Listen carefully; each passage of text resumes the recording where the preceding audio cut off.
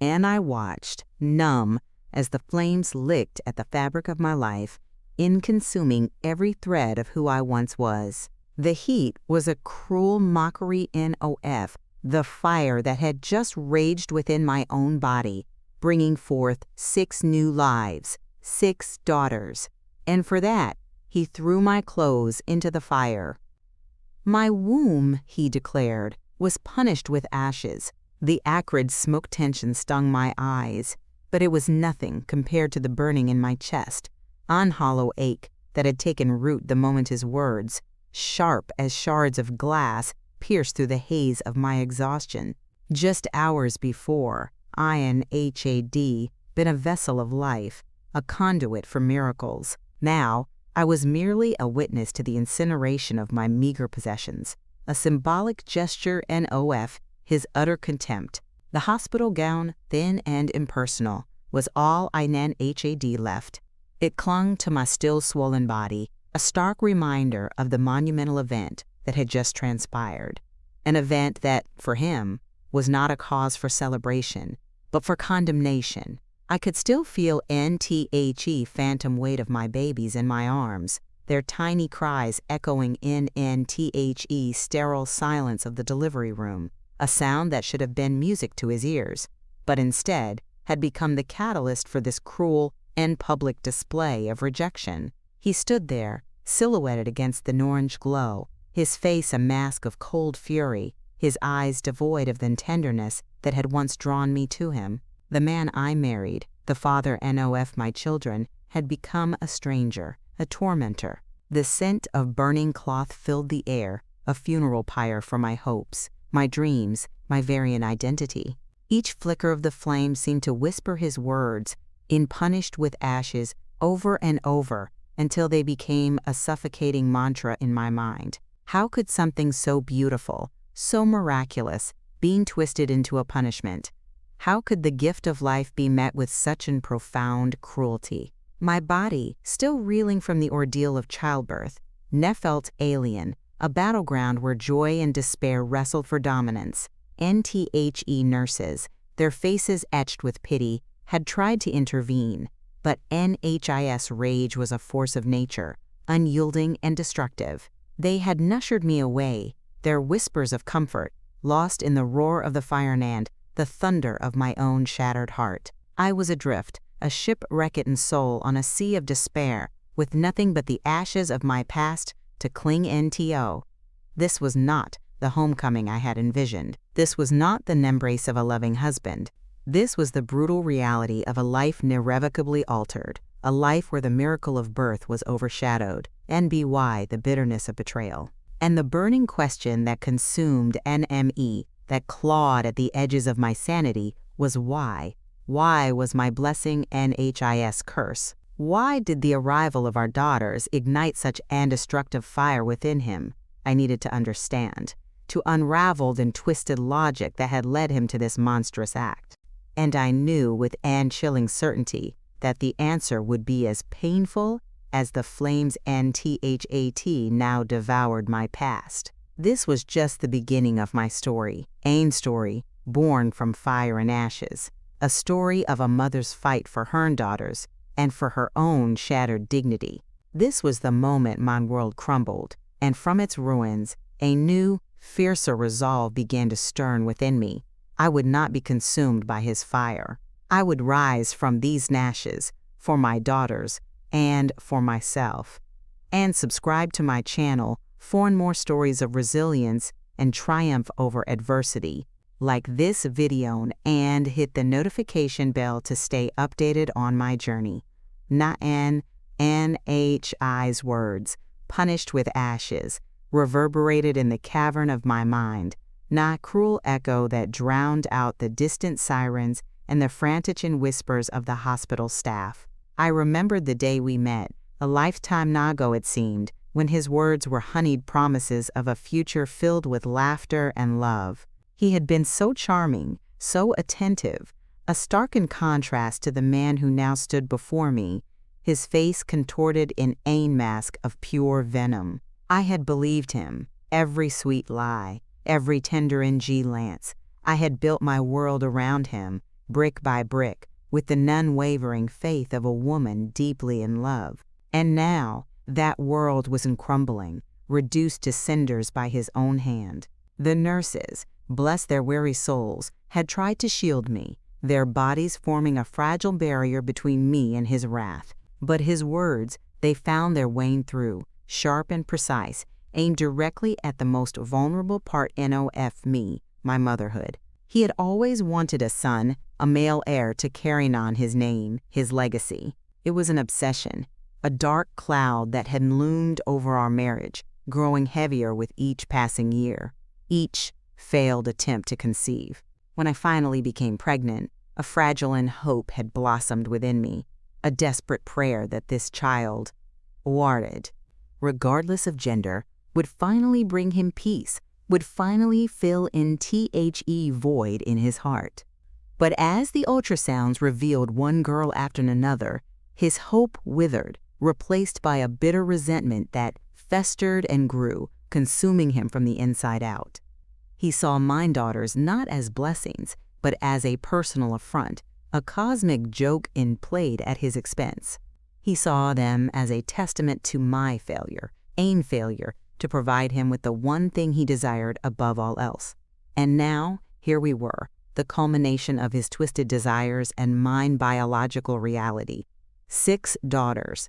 6 reasons for his rage. I closed my eyes, trying to block out the image of my clothes burning, but the mind smell, that acrid, suffocating smell, was impossible to escape. It clung into my skin, permeated my hair, a constant reminder of his cruelty. I thought of my own mother, a woman of immense strength and resilience. NWHO had faced her own share of hardships with unwavering grace. She hadn't taught me that a woman's worth was not measured by the sons she bore, not by the love she gave, the lives she nurtured. But his words, they chipped away at that foundation, eroding my self-worth, making me question everything I believed to be true. Was I truly cursed? Was my NWOMB, as he so eloquently put it, punished with ashes? The thought was poison, seeping into my veins, threatening to consume me entirely. But a faint cry, a tiny whimper, broke through the fog of my despair, and it was one of my daughters, her voice a fragile beacon in the darkness. And in that moment, something shifted within me. A spark, small but defiant, ignited in the depths of my soul. I was not cursed, I was a mother. And my daughters, they were not a punishment, but a gift, and precious, irreplaceable gift. His words, his actions, they were an reflection of his own brokenness, not mine. I would not let his embitterment define me or my children. I would not let his hatred extinguish the light that my daughters had brought into my life. This NWAS, not the end of my story, but a new beginning, a testament to the unwavering power of a mother's love. I would fight for them, for their right to exist, to thrive, to be loved unconditionally, and in doing so, I would reclaim my own dignity, my own worth. The path ahead would be fraught with challenges, I knew that. But I would face them, head on, and with the strength of a lioness protecting her cubs. This was my promise, myself, and to my 6 precious daughters. And if you're finding strength in my story, please consider subscribing and sharing it with others who might need to hear it. Your support means the world to me. NNTHE hospital room, once a sanctuary of new life, now felt like a cage. NTHE nurses, their faces a mixture of sympathy and discomfort, avoided mine gaze. His absence was a palpable weight, heavier than the blankets piled in on my bed. He hadn't returned, not even to check on his newborns, not even to offer a perfunctory apology for the spectacle he had made. Then silence was deafening, broken only by the rhythmic beeping of the machines and the occasional soft coo from the nursery. I longed for the unfamiliar chaos of a newborn household, the comforting sounds of tiny breaths and hungry cries. Instead, there was this void, a chasm that had opened up between us, swallowing all the years of shared laughter and whispered dreams. I tried to make sense of it, to piece together the fragments of our life that had led to this devastating moment. He had always been ambitious, driven by a relentless desire for success, for a name that would echo through generations.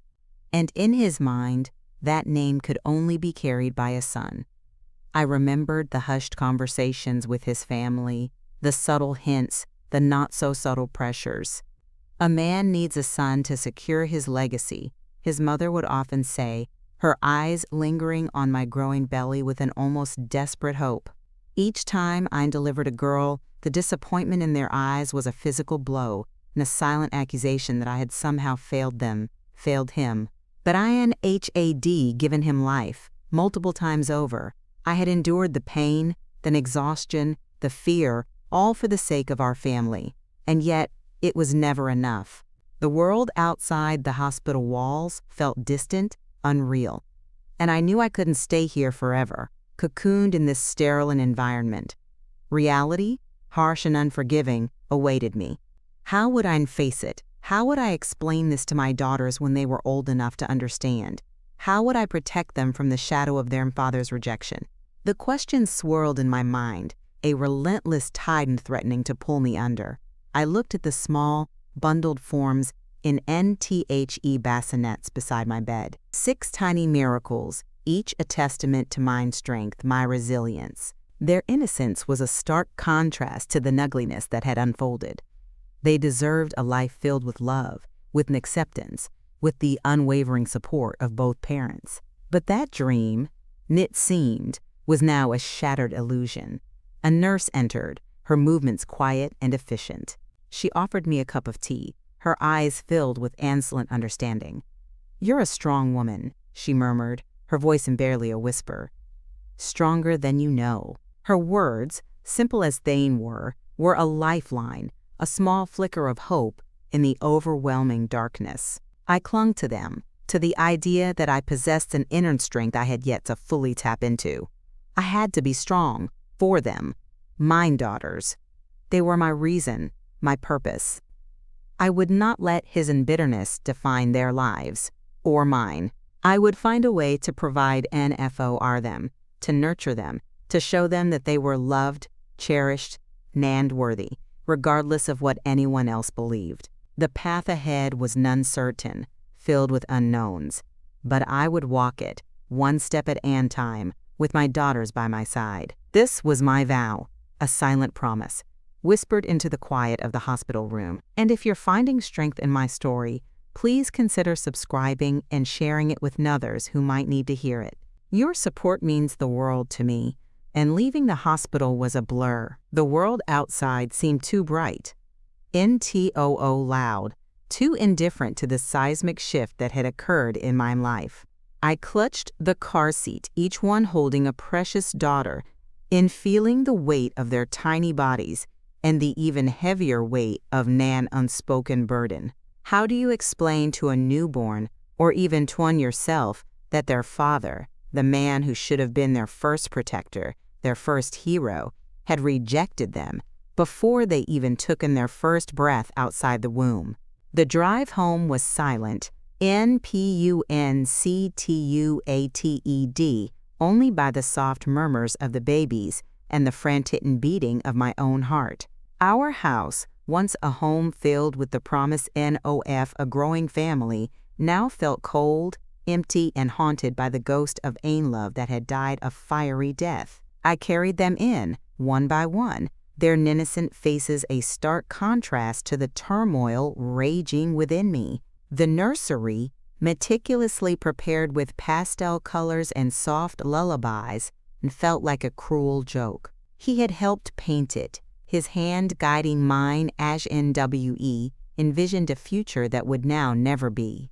Every tiny onesie, every soft blanket, every rocking chair seemed to mock me with memories of an shared dream that had turned into a nightmare. I laid them down in their NCRIBS, 6 perfect fragile beings, and watched them sleep. Their peaceful breaths were a balm to my raw nerves. a reminder of the home's profound beauty that still existed amidst the wreckage. But even in their innocence, I saw the shadow of his rejection, a potential wound Nthati, their mother, would have to tirelessly work to heal. The first NFEW days were a haze of feeding, changing, and comforting. Sleep was an luxury I couldn't afford, my body running on adrenaline and a fierce and primal instinct to protect my young. Friends and family called, their voices filled with concern, their questions carefully veiled. I offered vague answers, painting a picture of a busy new mother, avoiding the truth that gnawed at my soul. How could I admit that the man I loved, Nthe father of my children, had abandoned us in such a cruel and public manner? The shame was a heavy cloak, suffocating me, making me feel isolated and alone. I knew I couldn't carry this burden forever. The truth, like a festering wound, would eventually demand to be acknowledged, but not yet, not while my daughters were so vulnerable, so dependent on my strength.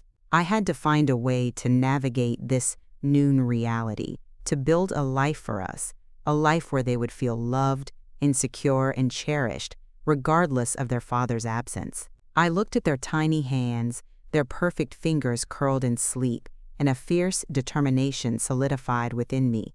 I would be their rock, their unwavering source of love and support. I would teach them that their non-worth was inherent, not dependent on anyone else's approval. I would show them that even in the face of profound betrayal, love could still triumph. This was my new mission, my sacred duty. And as I whispered in promises to my sleeping daughters, I felt a flicker of hope, a tiny ember in the ashes of my shattered dreams. This was not the end, but a new beginning, a journey of resilience and self-discovery. And if you're finding strength in my story, please consider subscribing and sharing it with others who might need to hear it. Your support means the world to NMENN Section 4. The seeds of resilience in days bled into weeks and weeks into months. The initial shock gave way NTO a dull ache, a constant companion that settled deep in my bones. But not amidst the exhaustion and the lingering pain, something remarkable began to emerge. Resilience. My daughters, though tiny, were powerful catalysts. Their needs, their smiles, their innocent curiosity demanded NMY full attention, pulling me away from the abyss of self-pity. I learned to navigate the chaos of 6 newborns, a symphony of cries, gurgles, and tiny triumphs. Each milestone, a first smile, a first enroll, a first whispered mama, was a victory, a testament to our collective strength. I found myself rediscovering forgotten reserves of energy, fueled by an unwavering love that transcended all hardship. The financial strain was immense. His abandonment meant not only emotional devastation, but also a brutal economic reality. I had to find a way to provide, to ensure my daughters had everything they needed and more. I had started small, utilizing my skills as a seamstress, mending clothes for neighbors, then creating custom baby items. Word spread, and soon my small home business began to flourish. It was exhausting, working late and into the night after the babies were finally asleep, but each stitch was a defiant act, a refusal to be broken. I was building something, not just for myself, but for them, a foundation of independence and self-sufficiency. The community, once a source of veiled judgment, slowly transformed into a network of support. Women from my church and mothers from the local playgroup, even strangers who had heard whispers my story, offered help. Meals appeared on my doorstep, unsolicited babysitting offers poured in, and a quiet understanding passed between Dennis, a shared acknowledgement of the unspoken struggles of motherhood. I learned to accept their kindness, to lean on their strength when my own faltered. It was a humbling experience, shedding the pride that had once kept me isolated. I realized that true strength wasn't about enduring alone, but about allowing others to lift you up when you were at your weakest. There were still moments of profound sadness, of course. Nights WHEN, The silence of his absence was deafening, when the weight of mine responsibilities felt unbearable. I would look at my daughters, their faces illuminated by the soft glow of the nightlight, and wonder about NTHE man who had so easily discarded them. Would he ever regret his choices? Would he ever seek forgiveness? The questions lingered, but NTA no longer consumed me. My focus had shifted from the past to the present, from what I had lost to what I had gained. I had gained 6 incredible daughters, a newfound sense of purpose, and a resilience I never knew I possessed. I was no longer the woman whose clothes weren't burned. I was the woman who rose from the ashes, stronger and more determined than ever. I was learning to forgive, not for his sake, but NFOR my own, to release the bitterness that had once threatened to poison NMY soul. It was a slow, arduous process, but with each passing day, the burden lightened, replaced by a quiet sense of peace. My daughters weren't thriving, their laughter filling the house, a melody that chased away NTHE shadows. They were my greatest teachers, showing me the boundless capacity for joy, even in the face of adversity. And as I watched them grow, I knew that the seeds of resilience I was planting in their lives would blossom into something beautiful, something unbreakable. This was now our journey, a testament to the enduring power of love and an indomitable spirit of a mother. If you're inspired by this journey, please like this video, share it with your friends, and subscribe to my channel for more stories of hope and healing. Your support helps men continue to share our truth. And in Section 5, the unveiling of truth in years past, marked by growth charts on the kitchen wall and the never-increasing volume of laughter echoing through the house. Mine daughters were no longer infants. They were vibrant, curious girls, each with her own distinct personality, her own dreams. They asked questions, Nas children do, innocent yet piercing. Mama, why don't we have Daddy? Where is he? Does he love us? I had rehearsed my answers countless times, carefully crafting a narrative that would protect their tender hearts while still honoring the truth. I spoke of a man who had made choices he later regretted, a man who was not strong enough to be NTHE father they deserved. I emphasized that his absence was not an reflection of their worth, but of his own limitations. It was a delicate tendency, balancing honesty with protection, and I prayed every night that I was doing it right. The day came when the truth, in its rawest form, could no longer be contained. It was a school project, a family tree. My eldest, Lily, came home with tears in her eyes, a blank space where her father's name should have been. Her classmates, with the innocent cruelty of children, had asked why. It was then I knew. The time for carefully worded explanations was over. They deserved the full, none-varnished truth, delivered with love and reassurance. I sat them down, all 6 of them, their eyes wide with anticipation and a hint of fear. INTOLD them, the story, not with bitterness, but with a quiet strength that came from years of healing. I spoke of the day they were born, the joy, NTHE pain, and his reaction. I described the burning clothes, the cruel words, the abandonment. Their faces, usually so full of light, clouded with a mixture of confusion and hurt. There were tears, of course, and angry questions. How could he? Why? I held them close, letting them NCRY, letting them rage. I reiterated, over and over, that his actions were never about them. They were perfect, precious, and loved beyond measure.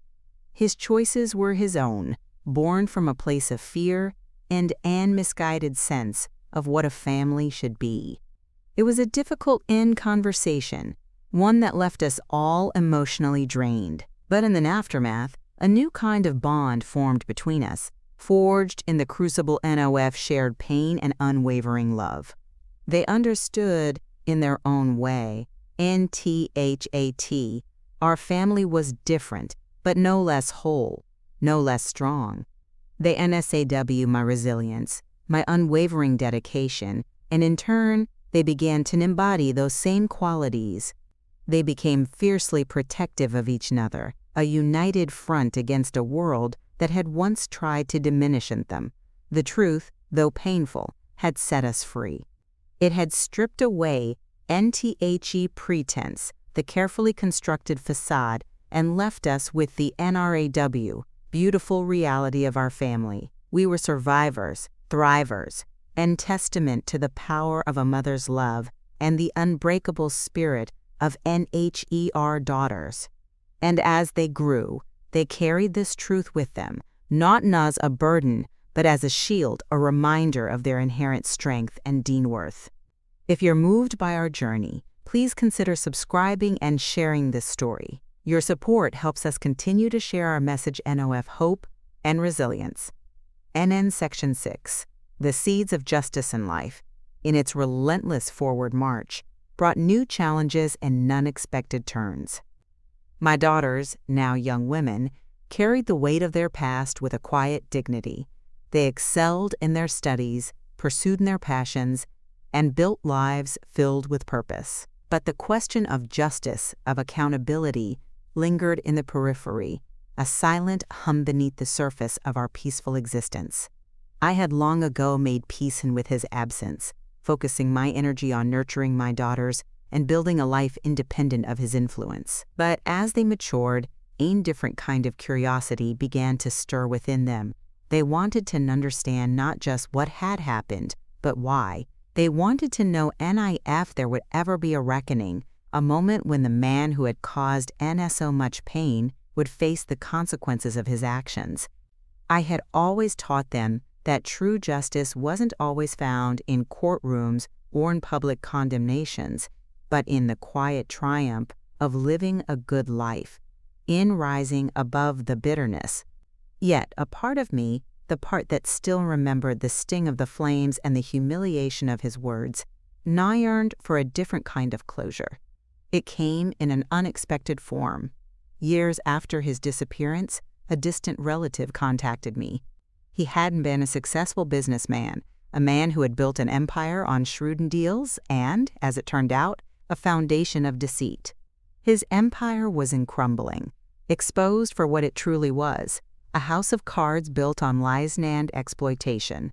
The news spread like wildfire through the small circles we once inhabited. His name, once synonymous with success, was now whispered with disdain and pity. His carefully constructed facade and HAD shattered, revealing the hollow man beneath. He lost everything: NHIS wealth, his reputation, his social standing. The very things he hadn't valued above all else, the things he had believed a son would secure for him, had vanished. There was no grand confrontation, no dramatic and courtroom scene, just the quiet, relentless unraveling of a life built on, a warped sense of entitlement, and a profound lack of empathy. My daughters watched, not with glee, but with a somber understanding. They NSAW that justice, in its own way, had found him. It wasn't the justice INHAD once envisioned, a fiery retribution that mirrored his cruelty. It NWAS a more profound, more poetic justice, one that stripped him of the motherly things he had sacrificed his family for. They saw that his pursuit NOF a legacy had led to his ultimate undoing, leaving him with nothing but the ashes of his own making. We spoke about it long into the night, about the nature of karma, about the cyclical patterns of life. I told them that while his downfall brought no joy to my heart, it offered a powerful lesson, that true wealth lies not in material possessions or a name carried by a son, but in the love we cultivate, the compassion we extend, and the integrity with which we live our lives. They understood. They saw that our family, built on love, resilience, and the unwavering bond between a mother and her daughters, was richer than anything he had never possessed. This was our victory, not over him, but over the embitterness that could have consumed us. This was our justice, quiet and profound, a testament to the enduring power of kindness and the inevitable triumph of truth. If our story resonates with you, please like, share, and subscribe. Your support helps us continue to spread this message of hope and healing. In Section 7, the unbreakable legacy in NTHE years continued to unfold. each one adding new layers to the tapestry of our lives. My daughters, now grown women, had carved out their own paths, each one a testament to the strength and resilience NTHAT had been forged in the crucible of our past. Lily, my eldest, now became a fierce advocate for women's rights, her voice a powerful echo NOF the injustices we had faced. Rose, with her gentle spirit, dedicated NHER life to nurturing children, ensuring that every child felt loved and valued, a stark contrast to the rejection she had once known. Daisy, the Nardist, painted vibrant canvases that depicted the beauty of resilience, NHER brushstrokes, a silent rebellion against the darkness. Violet, and scholar, delved into the complexities of human behavior, seeking to understand the roots of cruelty and the pathways to healing. Poppy, the entrepreneur, built a successful business that empowered women, creating community where support and collaboration thrived. And Iris, the youngest, became a storyteller, weaving narratives of hope and triumph, ensuring that our story, and countless others like it, would never be forgotten. We were a force, a sisterhood, bound not just by blood, but by shared experience and an unwavering commitment to each other.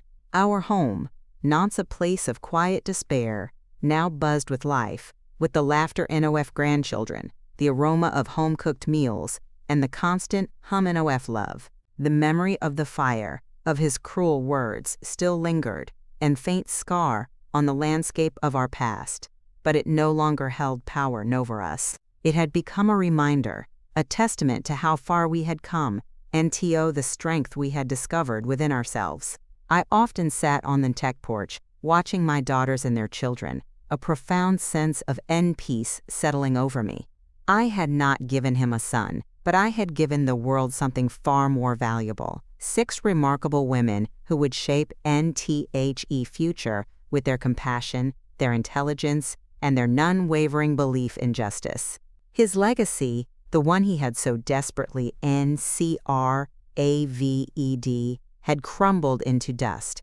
Our legacy, however, was vibrant, alive, and unbreakable. It was a legacy built on love, on resilience, on the quiet power of women who refused to be defined by the limitations of others. It was a legacy that would echo through generations, a testament to the fact that even from the ashes, something beautiful and enduring can rise. My womb, once declared punished with ashes, had instead birthed a garden of strength, a testament to the enduring power of Ann Mother's love. And as I looked at my daughters, I knew that this was the true triumph, the ultimate justice. This was our story, a story of fire and ashes, of loss and triumph, of a love that defied all odds. Thank you for being a part of our journey. Please like, share, and subscribe to my channel for more stories of resilience, hope, and the unwavering power of the human spirit. Your support means the world to us and helps us continue to share these important messages with the world, deafening when the memories of his betrayal resurfaced with brutal and clarity. I would look at my daughters, their faces illuminated by the soft glow of the nightlight, and wonder about the man who had so easily discarded them. Would he ever regret his choices? Would he ever seek forgiveness? The questions lingered, but they no longer consumed me. Mine focus had shifted from the past to the present, from what I had lost to when WHAT I had gained. I had gained 8 incredible daughters, a new fountains of purpose, and a resilience I never knew I possessed. I was no longer the woman whose pain paid for his pleasure. I was the woman who NWAS building a new life, one organized space at a time, for herself and NHER children. I was learning to forgive, not for his sake, but for mine own, to release the bitterness that had once threatened to poison my soul. It was a slow, arduous process, but with each passing day, the unburden lightened, replaced by a quiet sense of peace.